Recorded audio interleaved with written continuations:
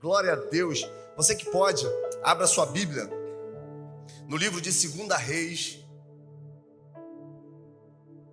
2 Reis, capítulo 6, nós leremos a partir do versículo 8. 2 Reis 6, versículo 8. Ora, o rei da Síria estava em guerra contra Israel. Depois de se reunir com seus conselheiros, disse: montarei o meu acampamento em tal lugar. Mas o homem de Deus mandava uma mensagem ao rei de Israel: evite passar por tal lugar, pois os arameus estão descendo para lá. Assim, o rei de Israel investigava o lugar indicado pelo homem de Deus. Repetidas vezes Eliseu alertou ao rei, e ele tomava as decisões por precaução. Isso enfureceu o rei da Síria, que, convocando o seu conselho, perguntou: vocês não vão me apontar qual dos nossos está do lado de Israel? Respondeu então um conselheiro: nenhum de nós, majestade, é Eliseu, o profeta que está em Israel. Ele revela ao rei de Israel até as palavras que você fala no seu quarto. Ordenou então o rei que descobrissem onde Eliseu estava, para então capturá-lo. Quando informaram que o profeta estava em Dotã, ele enviou para lá uma tropa com cavalos e carros de guerra. Eles chegaram de noite e cercaram toda a cidade. O servo do homem de Deus então se levantou bem cedo pela manhã. Quando saiu, viu uma grande tropa com carros, cavalos de guerra. Eles haviam cercado toda a cidade. Então ele exclamou: ai meu Deus, o que faremos? O profeta respondeu: não tenha medo. Aquele que está conosco é muito maior do que o que está com eles. Eliseu então orou: Senhor, abre os olhos para que o meu moço veja. Então o Senhor abriu os olhos do rapaz, que olhou e viu as colinas cheias de cavalos e carros de guerra, assim como fogo estava ao redor de Eliseu. Quando os arameus desceram em direção a Eliseu, ele orou e disse: Senhor, fere esses homens com cegueira. Então o Senhor os feriu com cegueira, assim como havia pedido Eliseu. Irmãos, quando nós tivemos a oportunidade de experimentar o amor de Deus, um amor extremo, avassalador, um amor furioso, que tem a capacidade de transformar a nossa vida, de mudar quem nós somos.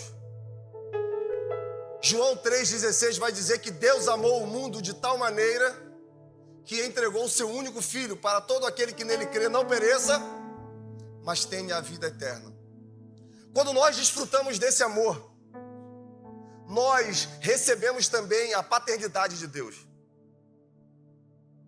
Todos aqueles que o reconheceram foram dados a eles o direito de serem chamados filhos de Deus. Muitas vezes na nossa vida rotineira, cotidiana, na nossa correria, nós perdemos a dimensão do que significa ser filho de Deus. Por mais que ele tente uma relação próxima, nós insistimos em olhar para Deus como alguém que é muito distante de nós. Só que uma das principais características de um pai é, ou deveria ser, a proximidade. Um pai, ele traz proteção. Um pai, ele traz provisão. Um pai, ele traz segurança. E quando nós desfrutamos desse amor, automaticamente nós começamos a desfrutar de todas essas possibilidades em Deus. E é muito importante nós entendermos isso, porque a nossa relação com Deus vai ser muito mais próxima, muito mais íntima, quando eu entendo que existe o desejo no seu coração, que eu confie nele assim como o filho confia no pai. E é isso que Deus quer nos proporcionar. nesse tempo. Porque mesmo a gente não vendo e muitas vezes não entendendo esse amor, nós temos um Deus que Ele nos guarda, que Ele nos guia e que principalmente Ele nos conduz todos os dias para mais próximo dEle. Em 1 Pedro vai dizer que Satanás ele anda ao nosso derredor rugindo como leão, buscando a quem possa tragar. E quando eu tiro os olhos de quem é Deus e eu miro naquilo que eu vivo no meu cotidiano, algumas coisas começam a tomar conta da minha alma, algumas preocupações começam a tirar a minha paz e eu desfoco totalmente de quem é Deus e começo a viver segundo a realidade que está me acometendo. Mas nós não fomos chamados, nós não fomos convocados para andar segundo aquilo que nós vemos. O que Deus quer é que a gente confie nele o suficiente para andarmos não por vista, mas para andarmos por fé. E a fé traz para nós a certeza que o próprio Deus tem pelejado a nossa guerra, que o próprio Deus tem lutado as nossas batalhas, que eu não estou sozinho, eu não estou abandonado, mesmo nos momentos que eu não consigo ver, mesmo nos momentos que eu não consigo entender, Deus tem cuidado de mim. Quando eu estava fazendo um tempo de devocional para construir essa mensagem, eu recebi uma mensagem no meu celular, onde uma pessoa me pedia oração e ela falou assim: pastor, eu queria te pedir que agora na igreja você orasse por mim. Eu estou passando por algumas situações, eu estou vivendo algumas coisas e seria muito bom para mim se você orasse. E enquanto eu estava desenvolvendo, eu pensei: meu Deus, se esse homem entendesse quem ele é em Deus, se esse homem entendesse as possibilidades que são oferecidas para que a gente amadureça através da fé, ele não precisa mais pedir oração para outra pessoa. Ele vai entender que ele mesmo pode entrar nesse lugar, porque ele também é filho. E uma das características do nosso filho é ter acesso. Uma das características do filho é ter acesso ao Pai. O texto que lemos, ele fala sobre a fidelidade de Deus. Irmãos, toda a Bíblia vai apontar para a vinda de Jesus. Ele é o epicentro do Evangelho, ele é o epicentro da palavra de Deus. Tudo vai convergir nessa direção. E quando nós lemos versículos assim, nós acabamos percebendo que existe o desejo no coração de Deus que as experiências que foram relatadas, elas possam impactar as nossas vidas, para que de alguma forma a gente tenha a visão clara sobre quem é Deus. Porque a palavra tem o objetivo de revelar Deus para mim e para você. A palavra ela tem o objetivo de nos dar proximidade a esse Deus, de fazer com que a história desses homens possa nos inspirar e a gente entenda que esse mesmo Deus que agiu na vida de Eliseu, esse mesmo Deus que guardou esse homem, é o mesmo Deus que nos guarda. Só que para isso, nós temos que aprender um pouco mais sobre Deus e principalmente sobre a sua fidelidade, porque muitos de nós estamos vivendo guerras que são muito maiores que nós mesmos. Irmãos, todos nós em algum momento vamos enfrentar alguns gigantes. Todos nós em algum momento vamos ser alcançados por algumas guerras. E é isso que está acontecendo com Israel, mais precisamente com o reino do norte. A palavra vai dizer que a Síria resolve empreender guerra contra Israel. O rei Ben-Hadad, ele chama alguns dos seus conselheiros e ele traça alguns planos para que eles possam capturar, subjugar Israel. Nesse tempo, a Síria estava em um tempo de muita expansão territorial. Tinha um exército muito numeroso e uma das características do exército da Síria era a violência. Se você buscar relatos, você vai perceber que eles eram muito violentos. Eles matavam, eles decapitavam, eles escravizavam homens e mulheres. Então, quando Israel recebe o recado que a Síria está marchando contra ele, automaticamente o rei começa a ficar desesperado. Jorão reúne então o seu conselho e começa a tramar algumas estratégias para de alguma forma conseguir conter o ataque que é iminente. E muitas vezes nós fazemos assim na nossa vida. Quando algumas coisas estão fugindo do nosso controle, a gente, ao invés de ir buscar a resposta no Senhor, ao invés da gente de alguma forma acreditar em tudo aquilo que Deus já nos revelou, nós começamos a buscar em pessoas. Nós queremos a segurança de alguém que entendemos que de alguma forma vai conseguir nos proteger. Só que diante de um exército tão avassalador, seria impossível Israel sobreviver. E o rei então, Ben-Hadad, junto com seus generais, ele começa a traçar também estratégias para invadir Israel. Só que era interessante porque toda a estratégia que o rei elaborava, de alguma forma era frustrada. Por quê? Porque quando ele chegava no local, quando ele tentava fazer a emboscada, o rei não passava por lá. Só que isso na cabeça do rei Ben-Hadad era muito complexo, afinal, as estratégias eram compartilhadas com homens da sua confiança. Ele não falava para qualquer pessoa. Só que todas as vezes que ele traçava um plano, esse plano era frustrado. Ele então reúne o seu conselho e faz um questionamento. Vocês vão me falar, vocês vão me dizer, apontar quem é o traidor que está entre nós? Então um homem se levanta e diz: olha, não é nós que estamos traindo, não somos nós que estamos traindo a confiança do Senhor.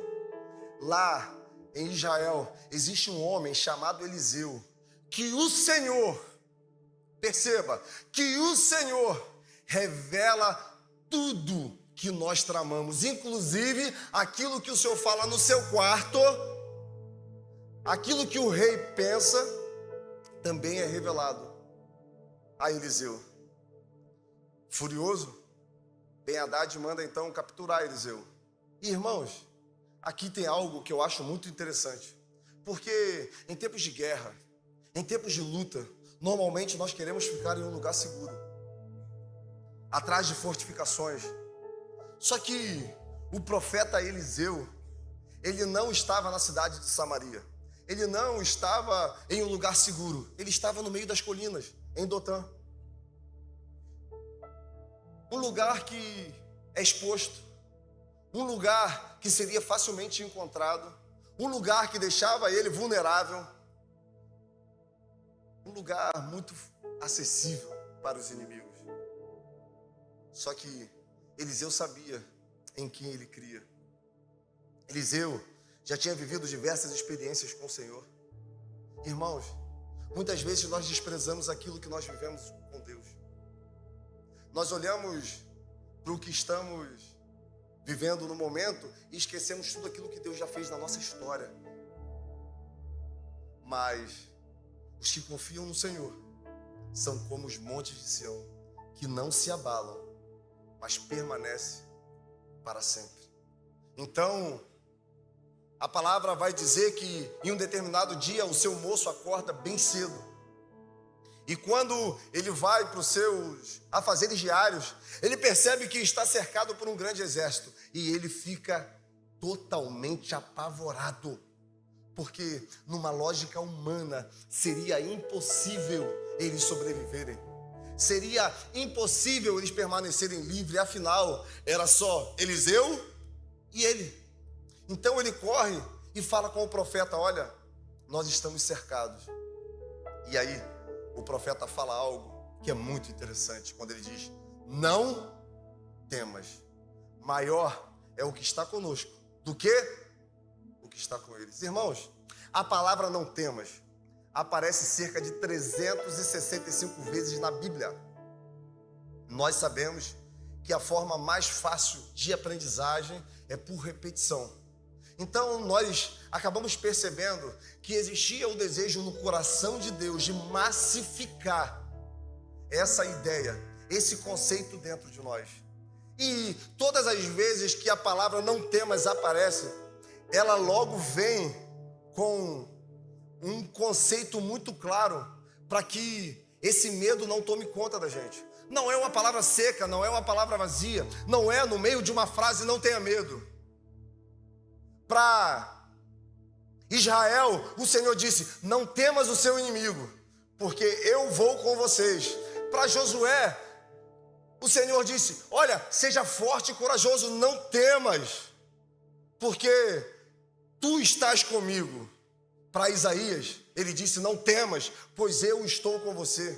Para o moço de Eliseu, ele disse: não temas, porque maior o que está conosco do que o que está no mundo. Qual a intenção de Deus para falar tantas vezes para nós? Não tenha medo. Você já parou para pensar sobre isso? Por que Deus fez questão de frisar tantas vezes que eu e você não precisamos ter medo dos desafios que nós enfrentamos? Por que Ele tentou de todas as formas e continua tentando fazer com que a nossa fé fique realmente alicerçada em quem Ele é e não naquilo que está acontecendo ao nosso redor? Porque muitas são as vezes que nós deixamos de viver coisas extraordinárias em Deus porque temos medo. Estamos falando de um Deus que nunca perdeu uma batalha. Estamos falando de um Deus que nunca perdeu uma guerra.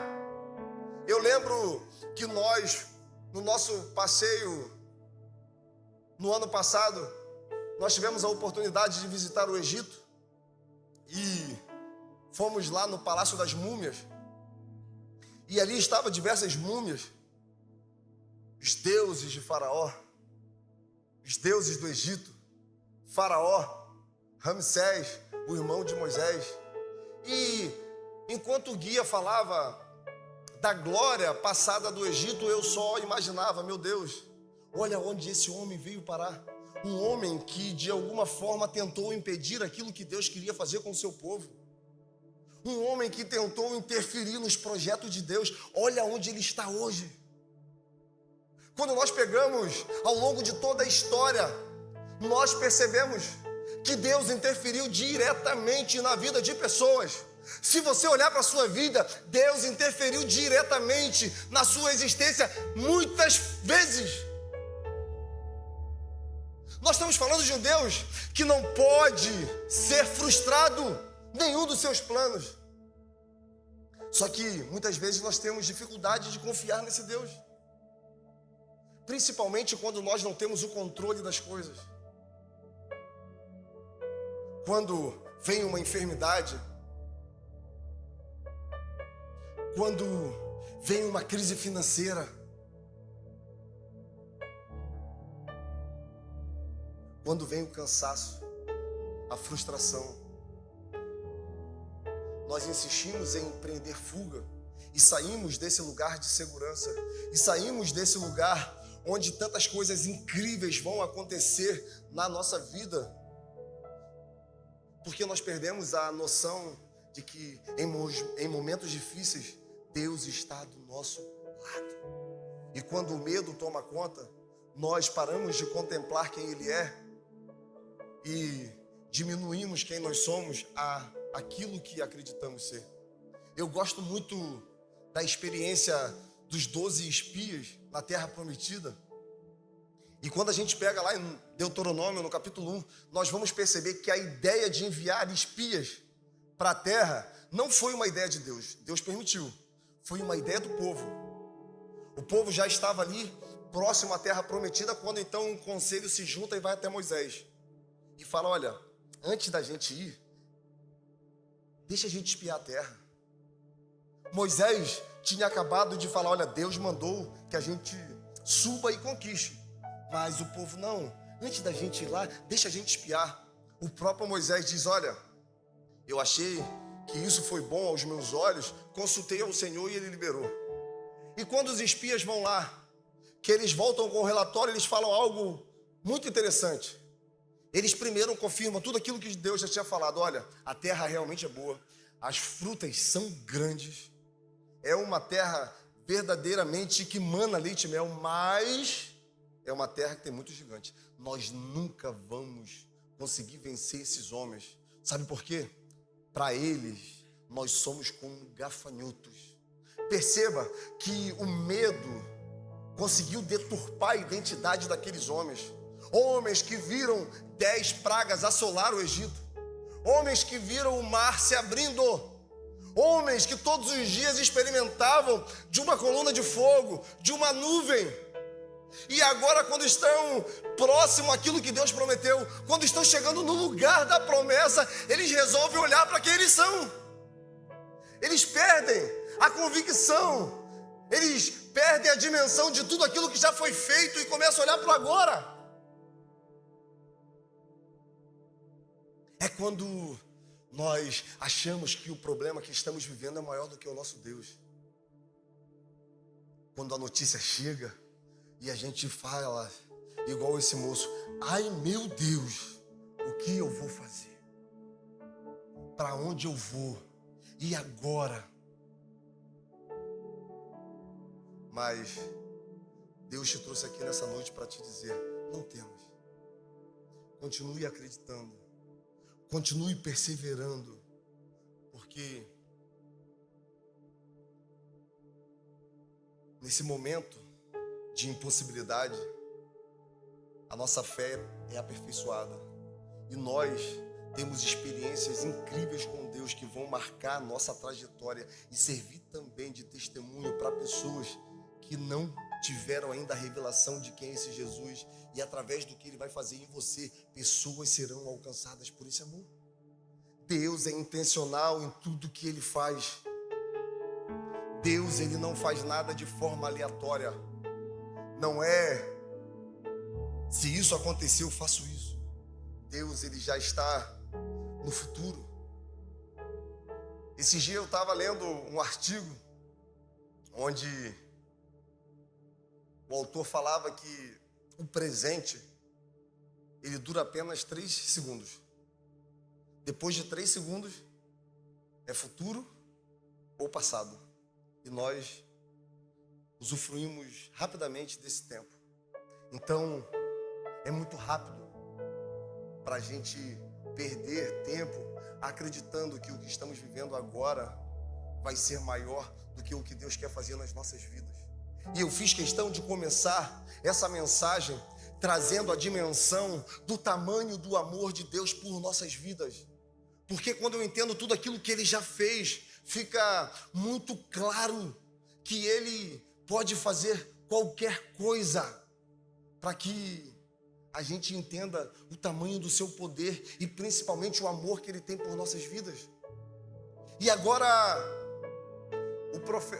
o moço do profeta consegue ver aquilo que está acontecendo.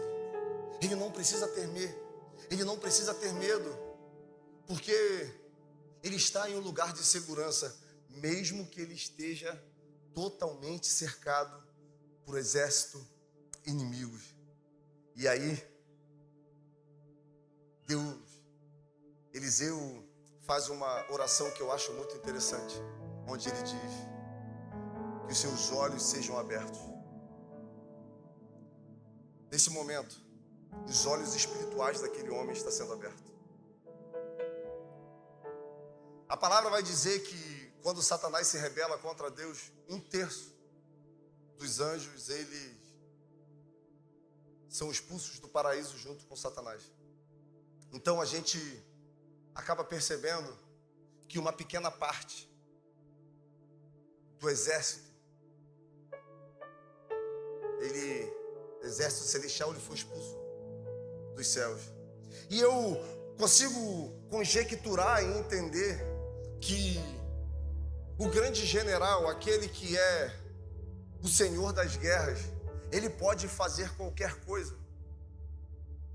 E agora, quando eu entendo que existem milícias espirituais ao nosso redor, sendo guiadas pelo próprio Senhor. Eu não preciso ter medo do que Satanás possa tentar fazer contra a minha vida. É muito comum nós conversarmos com pessoas. E eu lembro que há um tempo atrás, eu conversei com uma pessoa que chegou muito aflita aqui na igreja, chorando muito, desesperada. E ela virou e falou, estava eu e a Dani, e ela virou: pastor,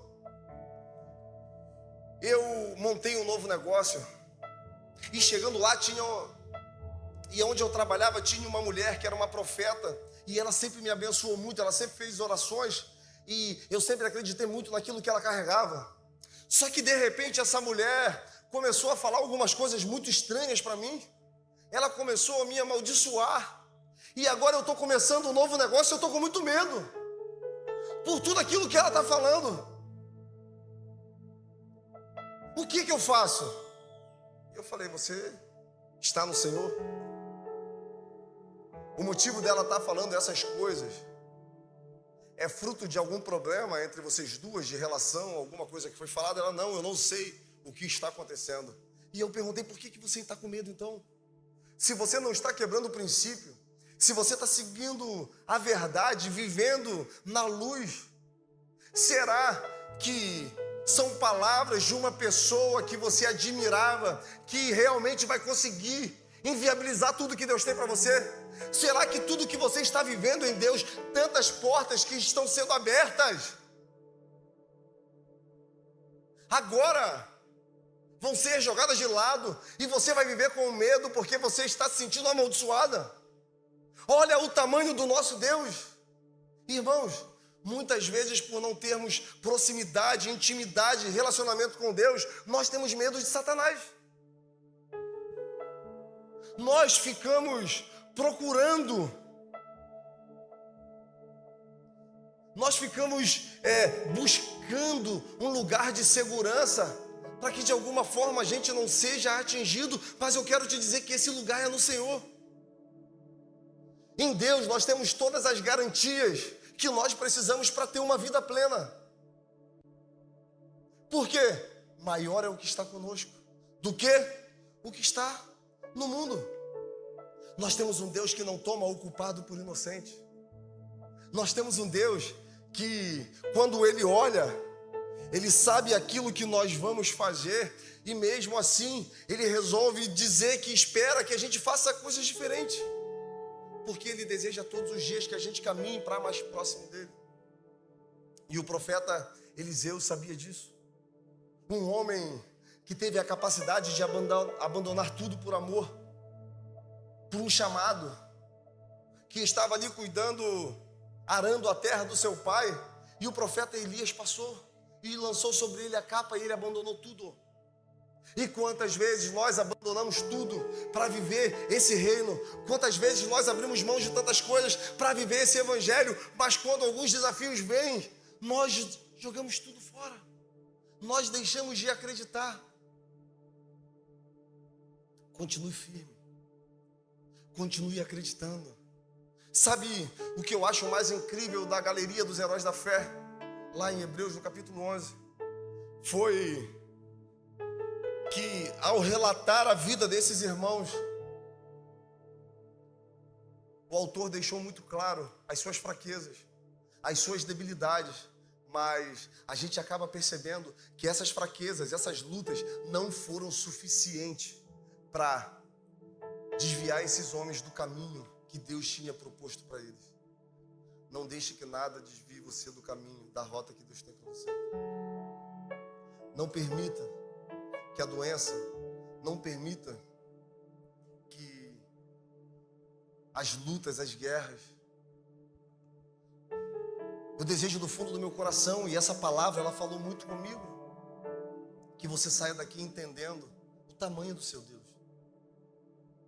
Porque nossas guerras, elas serão muito mais simples quando entendermos quem peleja as nossas guerras. 1 Samuel capítulo 16, um exército afrontando o exército de Israel, quando de repente chega um menino que foi ali entregar uma quentinha para os seus irmãos, mas a palavra de Deus vai dizer que ao ver aquele homem afrontando o povo de Deus, ele se questiona: quem é esse incircunciso? Olha que coisa interessante. O que Davi estava falando? Cara, esse homem que não tem aliança com Deus, como ele pode afrontar esse exército? Nós temos uma aliança com Deus. E ele diz: olha, você vem contra mim com espadas, escudos e lanças, mas eu vou contra você com o Senhor dos Exércitos. E é esse mesmo Deus que está te chamando para viver em um lugar de segurança nele. Para de tentar enfrentar tudo sozinho. Para de buscar lutar as suas guerras do seu jeito. É tempo de mergulhar em oração. É tempo de joelhinho dobrado. É tempo de entrar nesse lugar. Sabe, eu não sei vocês, mas às vezes eu estou orando, eu estou ali, orando. Estou ali falando com Deus, mas de repente eu sinto que eu cheguei em um lugar. Eu entrei em uma porta. E é quando ali as ministrações mais lindas de Deus começam a vir na nossa vida. É ali quando você abre a palavra e você sente: cara, ele está falando comigo. É isso. Essa semana alguns amigos falaram algumas coisas comigo e eu comecei a me questionar, e eu fui orar e de repente eu entrei nesse lugar. E não é um lugar físico, é um lugar espiritual. É um lugar que está preparado para os filhos. É um lugar onde nós nos sentimos completos com esse Pai. É um lugar que os nossos olhos são desvendados e as nossas resistências são lançadas ao chão. Essa porta está aberta para você nessa noite, para que os seus olhos vejam que maior é o que está com você. E o desejo do meu coração é que os nossos olhos espirituais sejam abertos nessa noite. Romanos capítulo 1 vai dizer que já não existe condenação para aqueles que, mas aí tem uma vírgulazinha: aqueles que vivem no Espírito. É tempo de viver no Espírito. É tempo das verdades dos céus se estabelecerem nas nossas vidas. É tempo dos princípios de Deus se exalarem, não mais apenas com palavras, mas também com atitudes. Eu acredito muito que Deus está nos chamando para viver um novo tempo nele, para nos desligarmos do que é natural e para vivermos aquilo que é sobrenatural. E eu não estou falando de recursos, eu não estou falando de bênçãos, eu não estou falando de milagres, eu estou falando de um lugar onde a vontade de Deus é estabelecida nas nossas vidas. Um lugar que pode estar acontecendo qualquer coisa ao nosso redor, mas dali nós não saímos, só diante de uma direção do Senhor das guerras. Essa palavra é para você que está cansado de viver o que é natural. Essa palavra é para você que está cansado de repetir ciclos. É para você que está cansado de experimentar apenas uma parte dessa presença. Deus quer te levar para um lugar diferente nessa noite. E assim como os olhos desses homens, do moço de Eliseu, foi aberto, eu quero crer que os seus olhos serão abertos nessa noite. Então, Eliseu faz uma oração e pede que aqueles homens agora eles percam a visão. Eu lembro que quando eu estava nesse processo de transformação, um homem de Deus foi lá em casa e eu não estava. Isso foi me relatado por minha mãe que está ali. E minha mãe muito aflita com tudo aquilo que eu vivia, com a vida louca. De repente, aquele homem aponta o dedo para ela e fala assim: olha, não se preocupe com relação a seu filho, porque o problema dele é com Deus. O negócio é ele e Deus. Não interfira no que ele tem com Deus. Talvez falar isso para uma pessoa que está dentro de uma igreja seja simples, fácil. Mas como uma mãe que o filho está distante ouve isso? E para confirmar o que eu estou falando, aquele homem disse: olha, todo dia seu filho chega de madrugada e ele coloca o carro debaixo da sua casa, não é? Ela falou: é. E do lado tem um muro. E seu filho desce, abre o portão, entra no carro. Sim. Várias vezes, homens maus, perversos, várias vezes homens que estavam dispostos a matar o seu filho estavam atrás desse muro esperando ele chegar. E o seu filho chegava, abria o portão, entrava dentro de casa e esses homens continuavam esperando. Você acha que você está sendo guardado pelas suas forças? Você acha que é porque você é bom, porque você toma todas as precauções? Deus está te guardando. Deus resolveu colocar a mão dele sobre a sua vida e te tornar cego para os seus inimigos.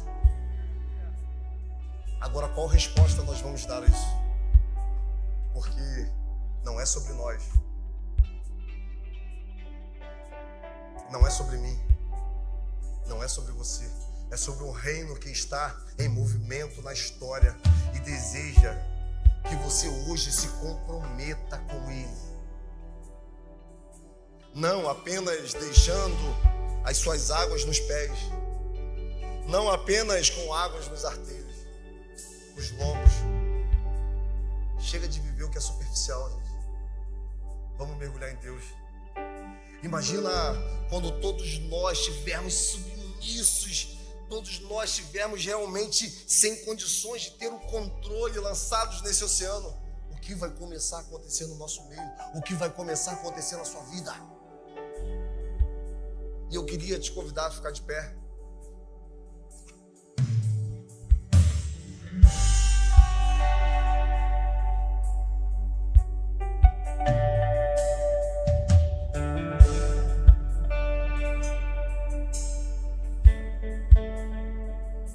Talvez nessa noite você esteja vivendo algumas batalhas que é maior que você. Que no olhar natural não existe mais solução. Um grande exército está ao seu redor e você não sabe o que fazer. Eu quero orar com você para que os seus olhos sejam abertos e você perceba que maior é o que está com você do que o que está no mundo. Enquanto o ministério de louvor estiver entoando essa canção, eu queria que você colocasse a mão na direção do seu coração. Se existe alguém aqui nessa noite que precisa de uma interferência direta de Deus, eu queria que você colocasse a mão na direção do seu coração. Tem pessoas aqui que estão sem esperança, Pai, que colocaram essa noite como decisiva. Já não tem mais para onde correr, já não tem mais o que fazer. Mas o Senhor trouxe aqui para dizer que a sua fidelidade não depende daquilo que nós estamos vivendo. Eu quero te pedir para o Senhor tocar nessa pessoa nessa noite. Renovar a esperança. Homens e mulheres, Deus, que precisam que os olhos sejam abertos. Eu quero te pedir, Deus, assim como o Senhor fez na vida desse moço, que os nossos olhos espirituais nessa noite sejam abertos e a gente consiga perceber que não precisamos ter medo, não precisamos ficar ansiosos, não precisamos nos preocupar, porque o nosso futuro está guardado pelo Senhor. A única coisa que nós precisamos é desfrutar dessa presença, é entrar nesse lugar, Deus. Nos atraia para esse lugar novamente, Pai. Ah, Deus, não queremos viver um cristianismo de capas. Não queremos viver, Pai, um cristianismo de aparências, Deus. Nós queremos agradar o seu coração, Pai. Nós queremos, Deus, nos sentir completos. Nós queremos, Deus, acessar, Deus, a tua presença. viver nesse lugar de segurança. Eu quero te pedir que nessa noite, Deus, o Senhor venha dispersar cura, transformação, restauração, Deus. Que nós possamos parar de olhar para aquilo que está acontecendo ao nosso redor e focar os nossos olhos no alvo. E olhar para aquele que nos entregou um amor sem medidas. Se revele para homens e mulheres nessa noite, para que nós possamos ter uma vida totalmente nova. Isaías vai dizer que desde a eternidade ainda não se viu, com o ouvido não se ouviu, um Deus que trabalha em favor daqueles que nele espera. E nós esperamos no Senhor. Venha nos aperfeiçoar, Pai.